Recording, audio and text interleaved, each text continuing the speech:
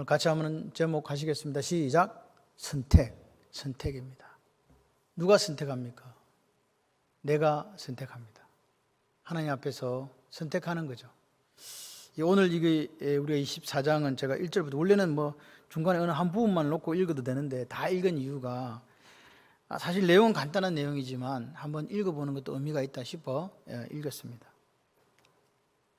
딥낫세라에서 장사되어지는 여호수아를 보세요. 성경에 딥낫세라가 이전에도 없었고 이후에도 안 나옵니다. 에브라임 가스 산지, 에브라임 지파에게 주는 중에서도 산지 가스라는 곳에 있는 딥낫세라에서 죽습니다.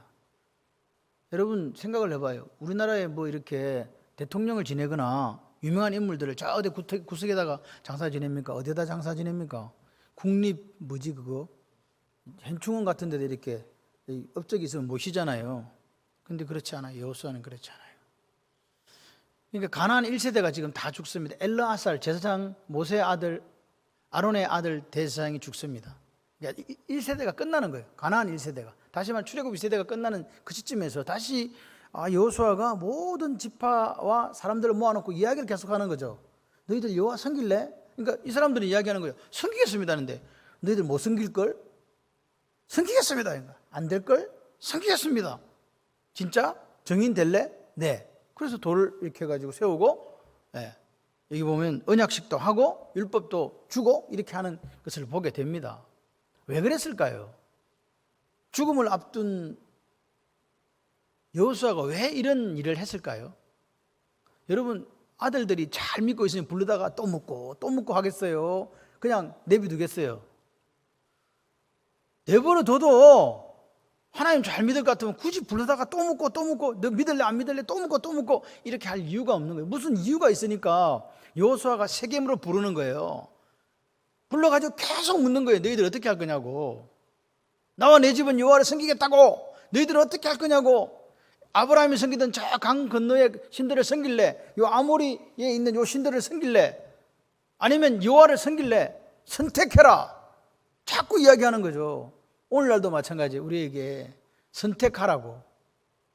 이 어렵고 힘든 시간 속에 또는 현상 또는 조건 상황 속에서 너희들 여호와만 섬길 자신 있냐고 물어보시는 음성이 아닌가 그렇게 생각이 되어집니다. 오늘 진정한 평안이 있는 삶이 되기를 하나님은 원하시는 거예요. 가나안 땅에 들어왔거든요. 들어왔는데 평안이 없어. 이제 좀 먹고 살만한데 마음에 힘이 없는 거예요. 그것보다 불안한 게 있습니까? 예수님께서 말씀하십니다. 평안을 너에게 끼치노니 곧 나의 평안을 너에게 준다. 누구 평안 준다? 예수님의 평안을 주신다는 거예요. 오늘 예수님의 평안이 없으면 우리가 아무리 많은 것을 가졌어도 또 아무리 높은 지혜에 있어도 불안해서 못 살아요. 죽을 것 같은데 어떻게 합니까? 여러분 오늘 평안은 주님으로부터 주시는 거예요. 그렇기 때문에 믿음이 없는 사람들은요, 또 믿음이 없는 세대에 사는 사람들은 평안도 없어요. 외적으로는 가진 게 너무 많아. 근데 뭐는 없다고. 하나님 주신 샬롬이 없는 거, 이게 문제예요. 지금 여호수아가 아는 거예요. 이 사람들 가나안 땅에 들어서 풍요로워진 거예요. 땅도 다 받았어요. 꿈이 이루어졌다니까요. 집들도 있습니다. 심지 않는 그 나무의 과실도 먹고 성읍도 자기들이 건축하신 성읍에 들어가 삽니다. 그런데 뭐가 없다고요? 평안이 없다고요. 여러분 오늘 우리가 신앙생활 해나가면서 변함없이 주님만 의지할 수 있는가를 물어보는 거예요. 변함없는 믿음이 중요합니다. 변함없는 믿음으로 주님을 따라갈 때 그 삶에 주님이 주시는 평강이 있는 거예요. 여러분 기억하셔야 돼요. 그런데 또 한 가지가 뭐냐, 이 평안은, 이 샬롬은요 선택이기도 해요. 뭐라고요? 초이스라고요. 선택. 그리스도의 평강이 너희 마음을 주장하게 하라. 골로새 3장 15절이에요. 그리스도의 평강이 너희 마음을 어떻게 하게 하라고요? 내 마음에 평강이 있을 수도 있고 없을 수도 있다는 거예요. 그러니까 내 마음속에 예수님이 평안을 준다 했으니까 그 평안이 나를 지키도록 주장하도록 그렇게 네가 선택해라, 그 말 아닙니까? 아멘. 그 말입니다. 그러니까 평강의 삶은 믿음 때문에 오는 선택이에요. 와, 이렇게 불안하지? 여러분 인생 살다 보면 원치 않는 어려운 일을 만날 때가 얼마나 많습니까? 예기치 못한 일들이 우리에게 생기잖아요. 그럴 때 성경 우리에게 이렇게 얘기합니다. 심지가 견고한 자에게 하나님께서 평강의 평강으로 인도하신다. 믿어지시면 아멘. 여러분, 우리가 이를 예측할 수가 없어요. 어떻게 예측합니까? 저는요, 처음 봤어요. 물탱크가 그렇게 70cm가 찢어지는 걸. 이게 어떻게 찢어지지? 엘리베이터에 갑자기 엘리베이터 속에 물 흐르는 소리가 막 나는 거예요. 막 시냇물이 흘러. 그래서 전도사가 눈이 동그래져가고, 목사님, 내가 뭘 아나? 내가 무슨 전문가도 아닌데 엘리베이터 열어보니까 막 엘리베이터 안에 물소리가. 근데 물은 엘리베이터에 안 떨어져. 아, 큰일 났다. 위기다 그래요. 그래 올라가 보니까 막 물탱크가 막 찢어져가지고 막 거기서 홍수. 바깥에는 쨍쨍한 하늘에.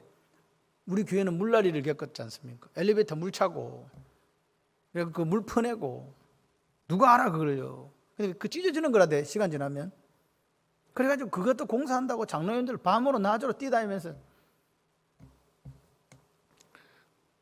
그렇게 우리가 삽니다. 그런데 그럴 때도 심지가 견고하면 하나님께서 평강의 평강으로 인도하실 줄 믿습니다. 여러분, 여호수아 끝나면 바로 사사시대로 들어가는 거 아시죠? 근데 사사시대의 특징이 뭐냐? 그들에게 뭐가 없었으므로, 왕이 없었다는 말은요, 그들의 마음에 누가 없었다는 말이에요?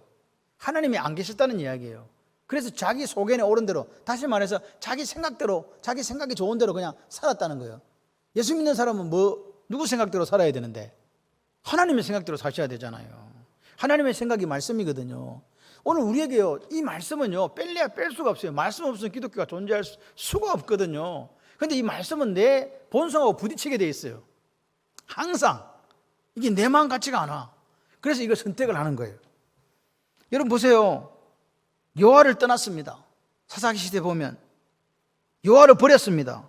그리고 그들은 누구를 섬겼냐? 그들을 애굽 땅에서 내어주시고 모든 것에 해결자가 되어주신 그 하나님을 섬긴 게 아니에요. 바알과 아스타로스를 섬겼다고. 그리고 하나님을 떠나버렸다고 성경은 증언합니다.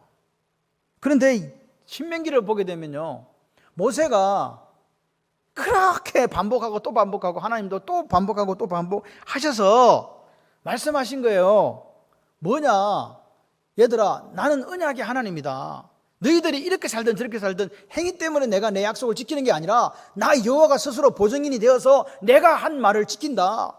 600년이 지난 그 이전에 너희 조상인 아브라함에게 내가 한 이 약속, 너희들이 그렇게 변변치 못하게 살았어도 나는 반드시 지키는 하나님이야. 그 지켜주신 줄 믿습니다. 그런데 문제는 뭐냐면, 내가 그렇게 약속을 지켰지만 너희들이 가나안 땅에 들어가서 평안해지고 잘 살게 되고 풍요로우게 될 때 하나님을 섬기는 게 아니고 풍요의 신을 섬기게 될 것이다.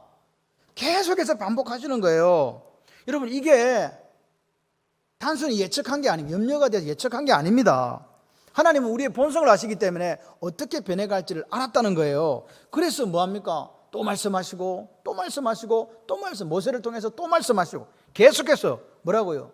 왜 신명기에 복과 저주라는 장을 해가지고 복은 요만큼 이야기, 저주는 이만큼 이야기했겠습니까? 뭐 선택하라고? 복을 선택하는 삶을 살으라고요.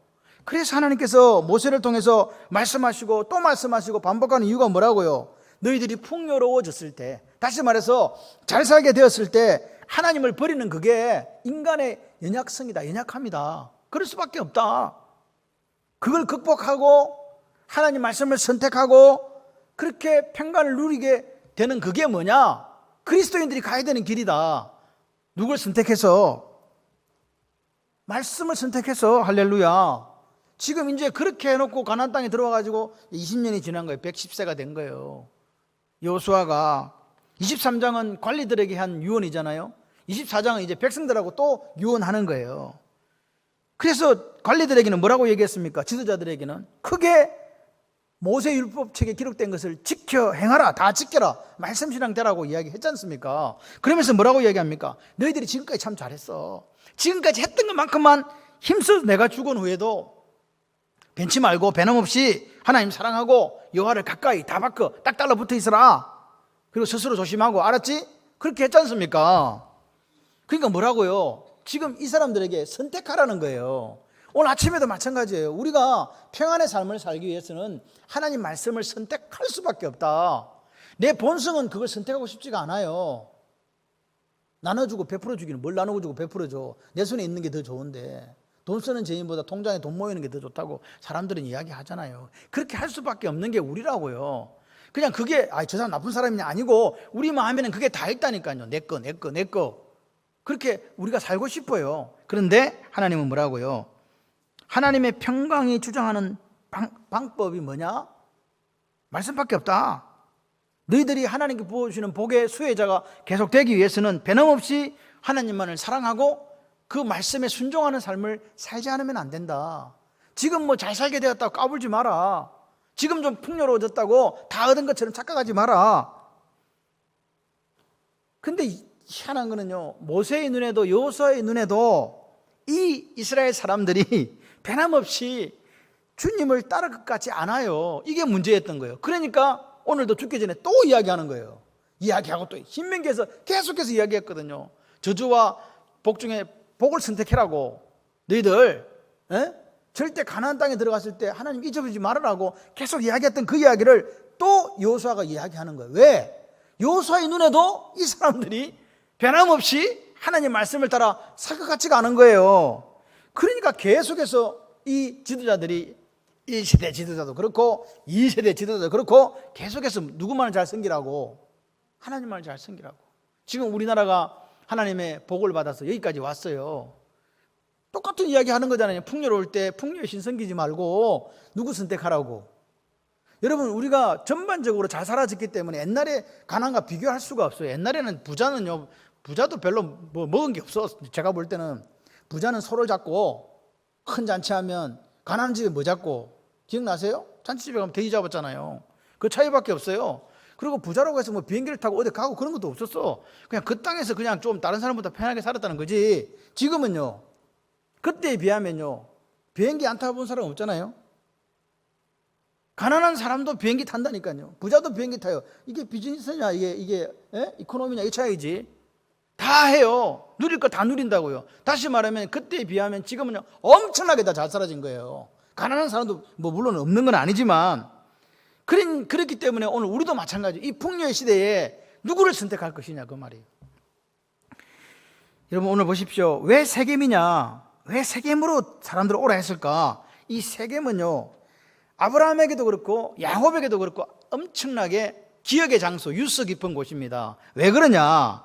처음에 아브라함이 갈대우르를 떠나서 들어와서 처음 제단을 쌓은 곳이 이 세겜이거든요. 그 땅에서 하나님이 이 땅을 네 자손들에게 주겠다고 했거든요.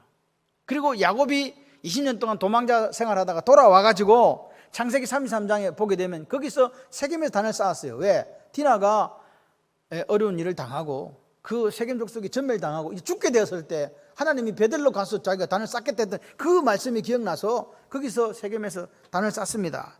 그리고 뭐라고 이야기합니까? 이방 신상을 버려라. 금 귀고리 다 빼오고 이방 신상 다 버려라. 그리고 상수리나무에 묻어버리고 베델로 올라간 사건이 있지 않습니까? 그때도 뭘 묻었어요? 이거 여러분 이 단어를 기억하셔야 돼요. 이방 신상. 그럼 이게 야곱 때 있었던 거거든요. 이 이방 신상. 그래서 여러분, 이 세겜은 이스라엘 사람들에게는 뭐냐니까. 여러분, 사실 저도 남의 사람이잖아요. 부산에서 오래 살았고 창원에서 20년 30년을 살았어도 생각나는 거는 옛날 남해 살았던 데가 항상 생각나요. 나의 살던 고향은 꽃피는 산골. 생각이 나요. 생각이 안 날 수가 없죠. 그러니까 이스라엘 사람들도 그들의 영적인 고향이 세겜이 항상 생각나는 거예요. 하나님의 약속이 숨쉬고 있는 곳이거든요. 그래서 여호와를 그들이 선택해야 되는 이유, 복받는 백성이 되는 길이 뭐냐? 다시 말해서 평강의 삶을 사는 비결이 뭐냐? 같이 한번 해보시겠습니다. 오직 여호와만을 섬기는 것입니다. 평강의 삶을 살고 복받고 여호와 하나님을 선택해야 되는 이유가 우리에게 뭐냐고 묻는다면 너희들이 어떤 삶을 살기 때문에 그 평강의 삶을 살려면 여호와 하나님만을 섬겨야 된다 이거예요. 답이 그거예요. 다시 말해서 우리의 마음을 누구에게로? 하나님께로 향하는 거예요. 뭐가 향한다고? 몸이 향하는 게 아니에요. 여러분, 여기서 예배 드리고 있는데 마음은 저기 콩밭에 가 있어. 그러면 안 되는 거죠. 여기 몸이 와 있으면 뭐도 와 있어야 된다고요? 마음도 와 계셔야죠. 그게 되는 거예요. 그럼 첫 번째, 어떻게 하면 우리가 우리의 마음이 하나님께로, 여호와께로 향하게 할 수 있는가? 그것은요, 올바른 역사관에서 출발해요. 뭐에 출발한다고요? 역사요, 히스토리요. 그분의 이야기를 우리가 잘 기억해야 돼요. 여러분, 오늘 이 올바른 역사관, 이 이야기의 핵심은 12절 13절이에요. 내가 왕벌을 너희 앞에 보내어 아모리 족속의 두 왕을 너희 앞에 쫓아내게 하였나니 너희 칼이나 너희 활로서 이같이 한 것이 아니다. 너희 칼과 활로, 저 군사력으로 이 두 왕을 쫓아낸 게 아니라는 거예요. 어떻게 했다? 하나님이 그렇게 했다는 거죠. 내가, 여러분 제가 아까 왜 내가 할 때 힘을 주고 읽었냐면 이 내가란 말이 중요하기 때문에 우리가 한 게 아니고 누가 하셨다? 하나님이. 내가 또 너희가 수고하지 아니한 땅과 너희가 건축하지 않은 성읍을 너에게 주었더니 너희가 그 가운데 거하며 너희가 또 자기의 심지 아니한 포도원과 감나무의 가시를 먹는다 하셨느니라. 다시 말해서 하나님이 그렇게 하셨다는 거예요. 하나님께서 왕벌을 보내가지고 두 왕을 정리하시고 가나안 땅을 주시고 자기들이 쌓지 않은 성읍을 주시고 심지 않는 과실수를 먹게 했다 그 말입니다. 자기들의 힘입니까? 하나님이 하셨습니까? 다시 말해서 이거는 무슨 말이냐, 너희들 인생 속에 하나님이 하신 일이 있습니까? 없습니까? 우리 인생 속에 있잖아요. 그것에 대해서 내가 했다라고 하지 말고 누가 했다라고 깨달으라고, 하나님이 하셨다고 깨달으라고 그 말입니다. 역사를 본다는 것은요, 그 역사 속에 하나님이 어떻게 우리에게 사랑으로 베풀으시는 걸 깨닫는 거예요. 그게 믿음이라고요. 하나님이 한 걸 자기가 했다고 하는 사람 있거든요. 가끔씩 보면 안 된다 그 말입니다. 그러니까 올바른 역사, 그거를 딱 보면 아, 이거 하나님이 하셨어, 아멘, 이렇게 돼야 되는 거예요. 그러니까 그걸 하나님이 하신 것을 하나님이 하셨다고 고백할 때 그게 제대로 된 믿음이고 올바른 믿음이 가는 길인 줄 믿습니다. 여기 2절을 보시면 이스라엘 하나님 여호와의 말씀에 그래놓고 쭉 지금 10 몇 절까지 13절까지 이야기가 나온 거예요. 이스라엘 하나님 여호와 말씀에 내가 이렇게 했다는 거죠. 내가 또는 나는으로 14번이 나와요. 지금 여호수아는요, 내가 민족의 수장이 돼서 이끄는 게 아니다. 너희들이 뭐 싸움을 잘해서 그것도 아니고, 너희들이 뭐 착하고 뭐 잘나서도 아니고, 누가 이렇게 했다고, 누가 이 가나안 땅에 들어와 살게 했다고, 하나님이 하셨다고 14번을 이야기하는 거예요. 누구한테? 죽기 전에 바로 유언으로 이스라엘 백성 전체에게 이야기하는 거죠. 핵심이 뭔지 아세요? 내가 너희를 택했다는 거예요. 여호와가 내가 너희를 이끌어냈다는 거예요. 내가 너희에게 이 땅을 주었다는 거예요. 내가 너희들을 인도했다는 거예요. 내가 너희들을 구원했다는 거예요. 내가 너희들을 보냈다는 거예요. 하나님이 지금 눈물로 이야기하는 거라니까요. 누가 대신했어? 여호수아가요. 얼마나 역사가 중요한 걸 우리에게 이야기하는 거죠. 여러분의 삶에 하나님의 간섭하심이 없이는 여기까지 올 수도 없었어요. 지금까지 인도하신 에베네셀의 하나님, 할렐루야. 그러니까 보십시오. 기독교 역사관이 뭘까? 라고 물으신다면 하나님이 내 인생 속에 하신 것을 올바르게 아는 거예요. 어떻게 아는 거? 올바르게 아는 거예요. 같이 해봐요. 내가 아니라 하나님이 하셨습니다. 아멘. 하나님께서요, 저와 여러분을 위해서 또는 이 세상을 위해서 무엇을 하셨고 지금도 무엇을 하고 계시는가를 올바르게 아는 것, 이걸 배우고 이해하라는 거예요. 지금 누가? 여호수아가요. 그래서 12절 13절에 간략한 역사를 기록했지 않습니까? 하나님이 너희가 너희 되게 했다는 거예요. 너희를 너희 되게 하신 하나님은 오늘 우리 주인공이 우리가 아니라는 거예요. 원래 너희 조상은 뭐하는 사람들이었다고? 갈대아우르에서 우상 섬기던 사람이었어. 우상, 너희 데라가 뭐하는 사람이 아니야? 우상 팔아먹던 사람 아니냐? 만들어가지고. 그런데 내가 이끌어내었다. 가나안 땅을 두루 행하게 했고 애굽으로 내려간 너희를 모세와 아론을 통해서 내가 뭐라고요? 이끌어내었다. 무슨 말입니까? 하나님이 지금 이야기하시는 거예요. 내가 했다, 이놈들아. 내가 했다. 이 역사관. 홍해 이야기도 또 해주세요. 아모리 족속과의 전쟁 이야기도 해주시면 이기게 했다고 하세요. 발람의 유혹에서 건져주셨다고 이야기해요. 요단강을 건너 이 가나안 땅을 차지하게 하신 분도 역시 여호와 하나님이라고 말씀하시는 거죠. 다시 말해서 이 역사의 진행 속에 그 배후에 누가 계시다? 같이 해봐요. 생생하게 살아계신 하나님. 그 하나님을 오늘 저와 여러분이 만날 수만 있다면 그게 오늘 믿음이라고 이야기하는 거죠. 할렐루야. 그러니까 좋은 성도는요, 어디에서 하나님을 만나실까요? 성경에서 만나시는, 말씀 속에서 하나님을 만나시는 거예요. 하나님 오늘 나를 통해서 읽게 하시고 배우게 하시는 이 성경의 역사에서 어떻게 우리가 살아야 되는가, 그분의 하신 일들에 아멘하면서 그걸 날마다 배워가는 게 그게 믿음 생활이에요. 저는 어떤 생각을 하냐니까, 하나님 언약이 이렇게 중요하구나. 하나님은 당신의 언약 때문에 창세기 15장에 그 쪼갠 고기 사이로 불로 지나가시던 그 하나님이 뭐라고요? 항상 당신의 백성들 편에 서 있었다는 사실을 아십니까? 이게 언약이에요. 내가 못나고 내가 부족하고 때로는 하나님을 떠나고 하나님을 버렸을 그때조차도 하나님은 나와 함께 하신 줄 믿습니다. 그런 부족하고 못난 우리를 위해서 싸워주시고 항상 관심을 가진 분이 누구? 하나님. 언제 어디서든지요, 하나님 우리와 함께 하시는 걸 기뻐하세요. 내가 엉망진창인데, 내가 이리 사는데 그래도 기뻐하시는 거예요. 이것을 깨달을 수 있다면 오늘 우리 속에 뭐가 온다? 샬롬이 오는 거예요. 여러분, 오늘 복받은 신앙생활이 뭘까? 기쁠 때나 슬플 때나, 이것도 많이 나오는 말인데, 기쁠 때나 슬플 때나 사랑하기를 고백하십니까? 그건데, 온전히 하나님만을 의지하는 신앙, 할렐루야. 기쁠 때나 슬플 때나 하나님만을 사랑하겠어. 의지한다는 말은요, 이렇게 기댔다가 자빠지면 같이 자빠지는 거예요. 그 무슨 말인지 아시죠? 기댔는데 이 사람이 쑥 피하면 어떻게 돼요? 한참 믿고 기댔다가 펑 넘어지잖아요. 그렇게 기대야 돼요. 의지한다는 거는요. 두 번째는 뭐냐? 우리의 마음이 어떻게 여호와를 향할 수 있는가? 같이 해봐요. 여호와만을 섬기는 것. 시작. 여기 그러므로가 두 번 나와요. 14절에도 그러므로가 나오고 18절에도 그러므로가 나와요. 그러니까 2절부터 13절까지 여호수아가 쭉 이야기했잖아요. 그렇죠? 그랬더니 뭐라고요? 그러므로라는 것은 앞에 일이 원인이 되가 그 다음에 결과가 나오는 거예요. 그러니까 그렇게 하나님께서 이렇게 우리 역사 속에서 하셨으니까 그 결과로 우리는 뭐 하냐 이 말입니다. 여호와를 경외하고 뭐라고요? 온전함과 진실함으로 하나님을 섬기는 것, 이게 중요하다 이 말입니다.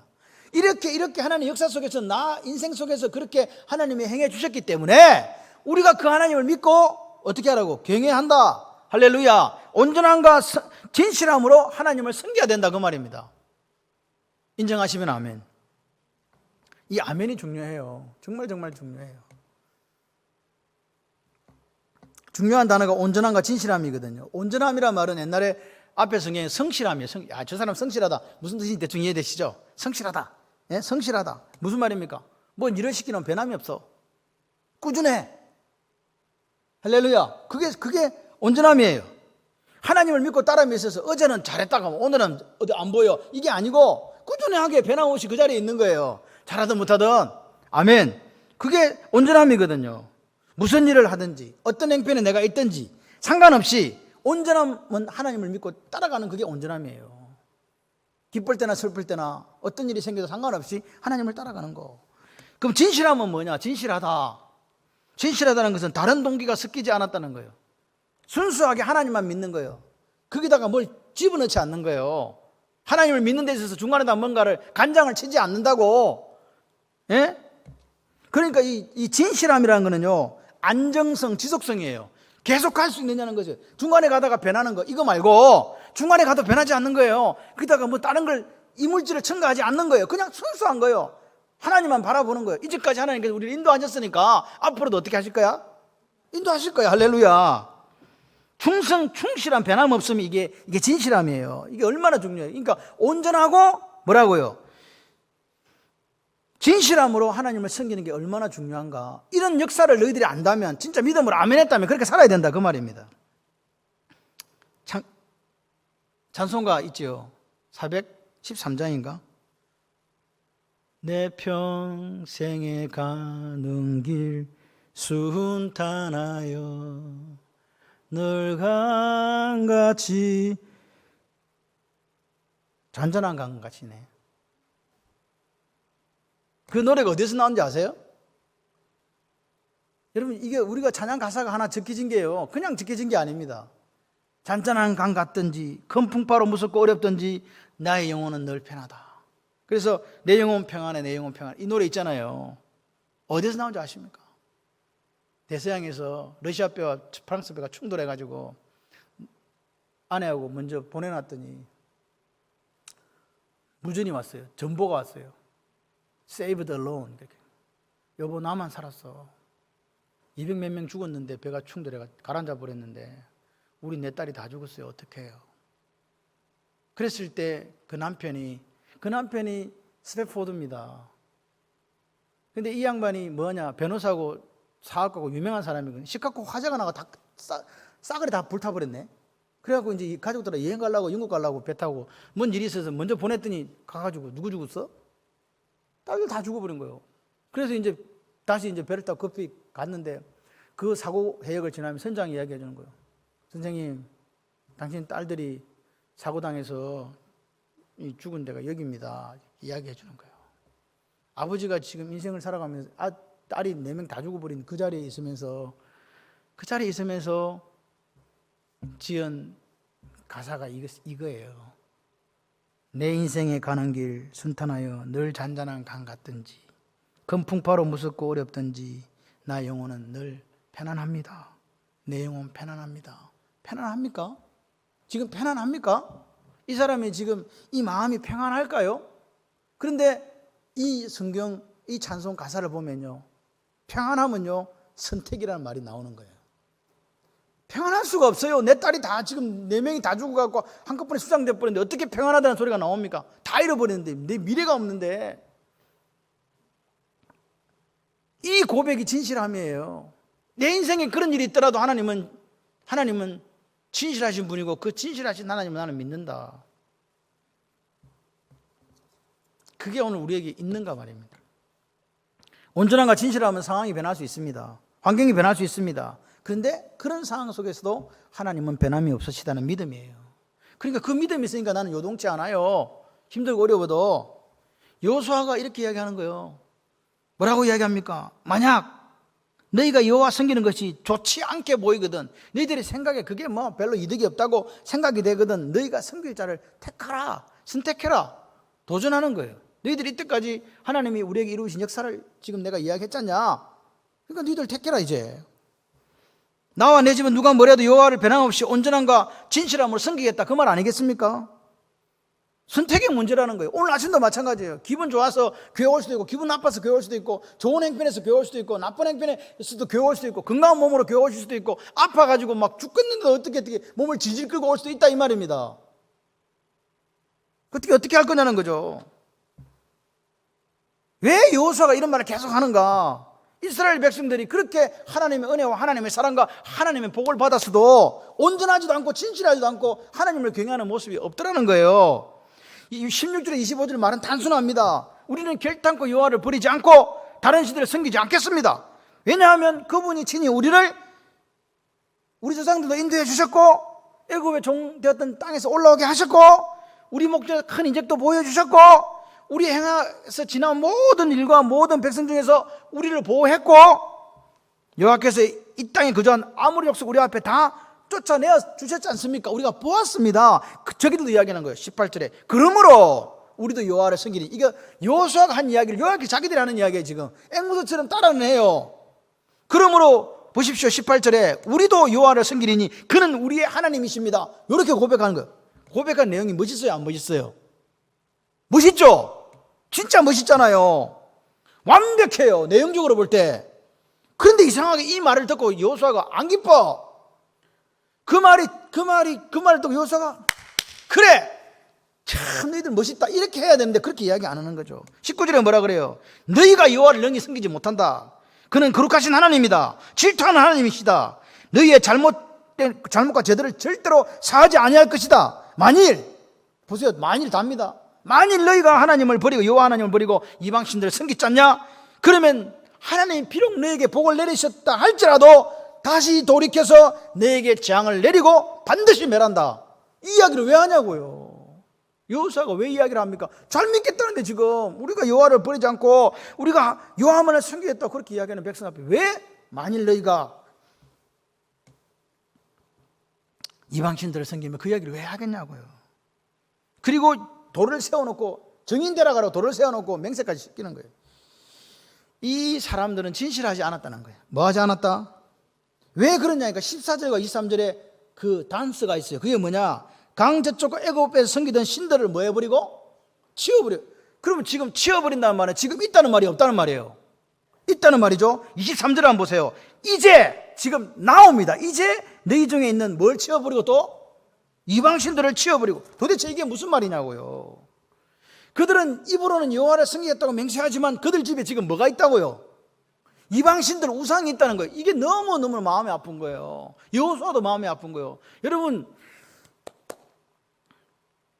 이 이방 신상은 어디서 출발했냐니까 라헬이 자기 아버지 라반의 집에서 그들이 섬기던 그 신을 드라빔을 들고 나왔잖아요. 그게 지금까지 있다는 거예요. 몇 대가 지났는데 10대 이상이 지났는데 아직까지도 그 집에 그걸 섬기는 사람들이 있다라는 거예요. 그래서 야곱이 세겜에서 그렇게 어려운 일을 당하고 자 우상들 다 이제 땅에 묻자 해가지고 다 묻어버린 줄 알았거든. 그리고 베델로 올라갔거든요. 그런데도 끝까지 끈질기게 살아남은 게 이거예요. 다 없어진 줄 알았는데 그걸 여호수아가 지적한다고요. 저는 이런 생각이 들어요. 야, 이 사람들은 미친 사람들이다. 그렇게 홍해를 건너고 40년 광야길을 걸어왔고 그 가나안 땅에 그들이 싸워서 절대로 이길 수 없는 그들을 이기게 하신 하나님 앞에서 어떻게 이걸 집에 보관하고 있었을까? 그것도 계속해서 경상도 말로 짱박아 뒀을까? 에? 여호수아가 이야기하는 거예요. 이방신들 제해라. 온전함과 진실함으로 하나님을 섬기려고 하면요, 내가 섬기던 우상들을 치워버려야 된다는 거예요. 여러분, 오늘 우리 예수님에 대해서 우리는 이런 드라빔 같은 건 없어요. 그런데 하나님보다 더 사랑하는 게 혹시 우리 집에 지금 숨겨놓고 있는 거 아니에요? 내 마음속에 하나님보다 더 귀한 것들이 혹시 자리 잡고 있는 거 아니냐 말입니까?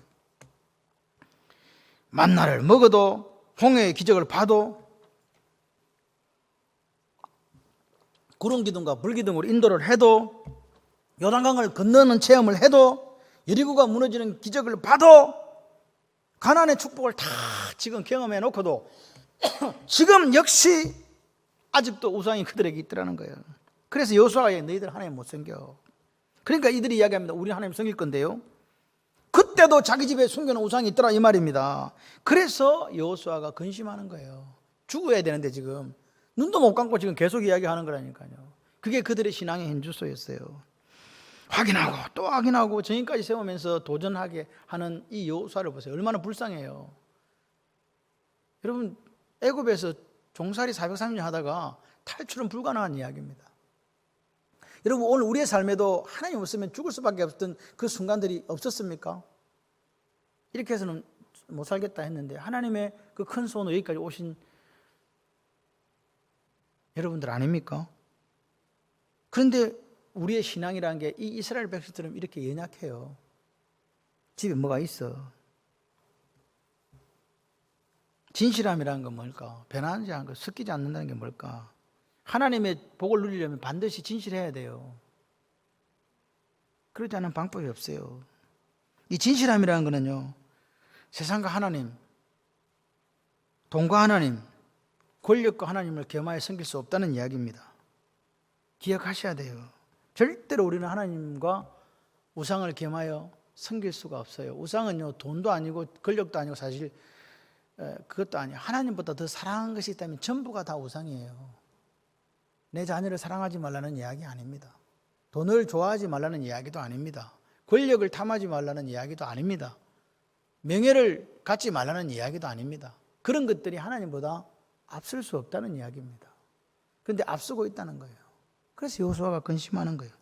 근데 하나님은 절대로 기만당하지 않으신다. 뭐 당하지 않는다? 하나님은 속지 않으세요. 기억하셔야 돼요. 두 번째, 이들은 온전하지 않았다는 거예요. 온전하면 뭐라 그랬습니까? 변함없는 거잖아요. 세월이 지나도 변치 않는 견고함, 성실함인데요. 31절을 한번 보세요. 그들이 여호수아에게 맹세하고 여호와만 섬기겠다고 부르짖었는데 딱 기한이 요때뿐이에요. 이스라엘이 여호수아가 사는 날 동안과 여호수아 뒤에 생존한 장로들, 곧 여호와께서 이스라엘에 행하신 모든 일을 아는 자들이 사는 날 동안 여호와를 섬겼더라. 그 이유는 안 섬겼다는 이야기잖아요. 버리고 떠나버렸다는, 한 세대를 지나가지 못하고 그들은 입으로 그렇게 섬기겠다고 맹세까지 했고 돌까지 세우고 막 별 온갖 걸 당하면서 맹세를 했지만 사사기 2장 7절에 보니까 똑같은 이야기가 나오는 거죠. 백성이 여호수아가 사는 날 동안과 여호수아 뒤에 생존한 장로들, 곧 여호와께서 이스라엘을 위하여 행하신 모든 큰 일을 본 자들이 사는 날 동안에만 여호와를 섬겼더라. 그리고 8절에 보니까 여호수아가 죽고 10절에 그 세대 사람도 다 죽고 나자 사사기 2장 11, 13절에 이스라엘은 하나님께 악을 행하고 하나님을 버리고 여호와를 떠나 다른 신, 즉 바알과 아스타로스를 섬겼더라. 그게 그들의 이야기였습니다. 이게 그들의 냉엄한 신앙의 현주소고 오늘 우리의 현주소일 수 있습니다. 모세와 여호수아가 왜 그토록 염려했을까? 그렇게 오랫동안 하나님을 섬긴다고 했는데 아직도 우상을 들고 다녔던 그들의 현주소, 다시 말해서 우상을 들고 다녔다는 말은 세상을 포기하지 못했다는 말 아닙니까? 다시 말씀을 드리면 그들에게 온전함과 진실함이 없었다는 말 아닙니까? 다시 말씀드리면 그들이 마음에 두 마음을 품었다는 거 아닙니까? 그런 사람들에게는 하나님 말씀하시는 거예요. 평강이 없다, 샬롬이 없다는 거죠. 진정한 샬롬 평강은 언제 있는지 아십니까? 한 마음일 때 찾아오는 거예요. 모세와 여호수아가 뭘 염려합니까? 믿음으로 산다는 게 뭘까? 올바른 성경적 역사관을 가져야 되고 온전함과 진실함으로 하나님을 섬기는 것이 있어야 되는, 그게 믿음이라고 이야기하는데 그렇게 살지 못하는 이스라엘을 보면서 모세도 염려하고 여호수아도 염려했습니다. 여러분 기억하십시오. 이스라엘 백성들은 그렇게 철석같이 맹세하면서도 우상을 아직까지도 버리지 못하고 있다는 사실을 아십니까? 아직 예수를 우리가 믿고도 아직까지 예습관을 버리지 못해요. 아직도 세상을 포기하지 못해요. 자꾸만 하나님과 돈, 하나님과 권력, 하나님과 명예를 겸하여 섬기려고 하는 그 생각이 스멀스멀 우리 속에 자꾸만 일어나고 있다 이 말입니다. 그렇기 때문에 말씀하시는 거예요. 여호수아를 통해서 세상 떠나기 전에 지도자들과 백성에게 부탁하고 있습니다. 온전함과 진실함으로 변함없이 순수하게 하나님을 섬기고 사랑하는 것, 그게 진정한 샬롬으로 가는 길이다. 그게 하나님 복을 받는 길이다. 기억해라. 내 평생에 가는 길 순탄하여 늘 잔잔한 강 같든지 큰 풍파로 무섭고 어렵든지 나의 영혼은 주님만을 의지함으로 평안합니다. 그 삶이 여러분 되시기를 바랍니다. 평강의 삶은요, 예수 그리스도께로부터 오고 또 한 가지는 우리의 선택이라는 사실 기억하시면서 여러분 사시는 날 동안 불안과 염려와 걱정으로 내 인생에 점철되는 그런 인생이 아니고 하나님 주신 평강으로, 하나님 주신 샬롬으로 행복과 기쁨과 감사가 넘치는 삶이 되시기를 주님의 이름으로 축원드립니다.